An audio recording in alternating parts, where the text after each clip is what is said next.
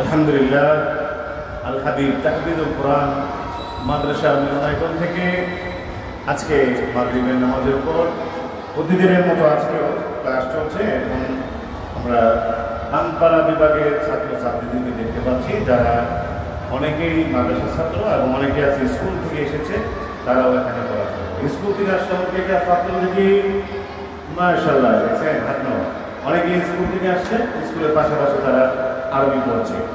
আজকে আমরা তাদেরকে সূরা ফাতিহার পঞ্চম আয়াত থেকে কয়েকটি আয়াত তাদেরকে পড়াবো। أعوذ بالله من الشيطان الرجيم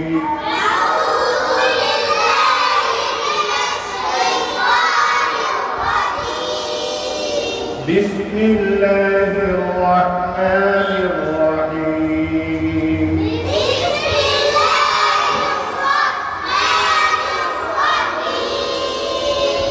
همزة هاجر الزردي اهدي اهدي نون ألف صاد جبر نفس দেখবেন নুনের পরে যে আলিফটা আছে, আলিফটা কিন্তু পড়ার মধ্যে আসতেছে না, শুধু লেখার মধ্যে আসবে। বানানোর সময় যদি তুমি আলিফটা সহ বানান শিখো, তাহলে ভবিষ্যতে লিখতে দিলে তুমি লিখতে পারবে, কিন্তু পড়ার মধ্যে আলিফটা আসতেছে না। পড়ার মধ্যে আসতেছে নুন সাদ জবর নাস, ঠিক আছে, কিন্তু লেখার সময় আলিফ থাকে। নুন সাদ জবর নাস সাদের সি নাসি ইহদিনা নাসি রা আলিফ জবর রা ইহদিনা সিরাত قلم زبر قل اهدنا الصراط من سنكش مس مس تا زبر تا مستا وفيا زرقي مستقيم زبرنا মুস্তাকিমা। এখানে যখন ভেঙে ভেঙে বানান করব তখন আমরা পড়ব মুস্তাকিমা, কিন্তু যখন একসাথে মিলিয়ে আয়াত করব পুরোটা আর এখানে থাকবো তখন মুস্তাকিম এমন করব, ঠিক আছে? তাহলে ধরেন ইহদিনাস সিরাতাল মুস্তাকিম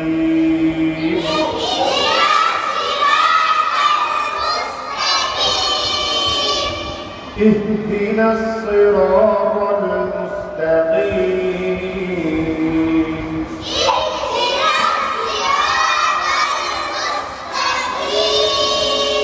صاد زير صيد صاد زير صيد را ألف جبر را صراط قلم زبر قل صراطا لم زبر لا صراطا لا لم يادر ذي صراط الذي زبرنا صراط الذين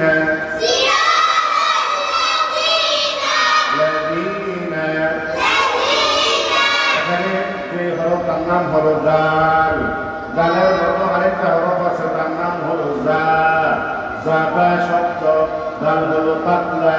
সিরাতাল লাযীনা, পাতলা করে বলেন সিরাতাল লাযীনা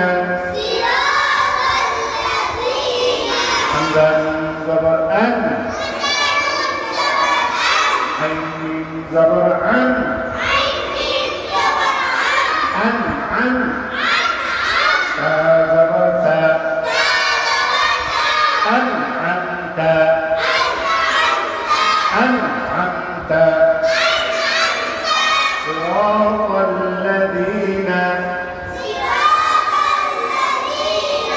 أنعمت عين زبر لم يا زبر لي علي أنزلهم